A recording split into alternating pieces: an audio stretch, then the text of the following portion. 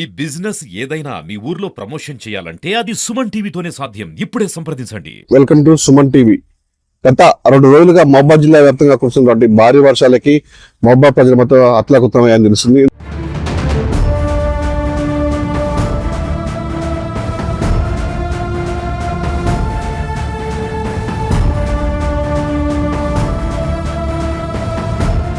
అంటే ఉడకపోతుందని ఇబ్బంది పడ్డ ప్రజలకి కొంచెం చల్లగాలు కొంచెం వర్షంతో ఉన్నప్పటికీ అది వర్షం చేసినటువంటి వడగళ్ల వాన ఎదురుగాలతో కూడినటువంటి బీభత్స అంతా ఇంతగా తెలిసి మహబూబాబాద్ జిల్లా వ్యాప్తంగా చూసినట్లయితే అటు కొత్తగూడ, గార్ల, గంగారమిట్టు, బల్లారం, గార్ల, గూడూరు, చిన్నగూడూరు, చిన్నటువంటి మహబూబాబాద్ టౌన్ లో ఉన్నటువంటి పరిస్థితి మాత్రం చాలా దారుణంగా తయారైంది. ఎందుకంటే భారీ ఈదుగాలు రావడంతో ఆ రోడ్డుపై ఇరువైపులా కూడా చెట్లు బాగా విరిగిపడడం, విద్యుత్ స్తంభాలు విరిగిపడడం, పల్లెటూరు గ్రామీణ ప్రాంతాలలో రేకుల చెట్టు మధ్య లేచి అవాంతంగా రోడ్డు మీద పడడంతో ఇంత నిరాశయ్యారు.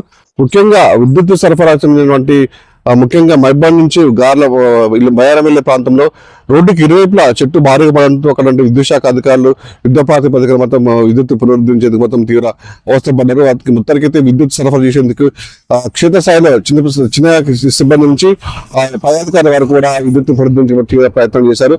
ఓవైపు అంటే వ్యవసాయంలో యాసంగికి సంబంధించినటువంటి కొనుగోలు కేంద్రాల దగ్గర కూడా వర్షానికి మొత్తం నానా ఇబ్బంది పెడతారు రైతులు మాత్రం. ఎందుకంటే వాళ్ళకి 6 గంటలు కష్టపడి పండించే పంటలు కొనుగోలు కేంద్రం తీసుకొచ్చి తీరు అకాల వర్షంతో తీరు ఇబ్బంది పడుతున్న తన ఒడ్డు తడిచిపోయేందుకు తెలిసింది. ఎందుకంటే సకాలంలో ఒడ్లు కొనుగోలు కేంద్రాల్లో జాప్యం వల్ల కూడా తమకి తీవ్ర నష్టం పడిందని చెప్పేసి రైతులు కూడా తీవ్ర ఆందోళన చెందుతున్నారు. ఓవైపు చూసుకుంటే మామూలు రైతులు కూడా తీవ్ర ఆందోళన, ఎందుకంటే తీరా చేతికి వచ్చి పంటని ఉత్పత్తిని అమ్మేందుకు వెళ్తున్న క్రమంలో ఈదుగాలు అకస్మాత్తుగా రావడంతో భారీ ఈదుగాలు మమ్మల్ని పిండం ముంచేతాయి అని చెప్పి వాళ్ళు కూడా తీవ్ర ఆందోళన వ్యక్తం చేస్తున్న పరిస్థితి ఉంది.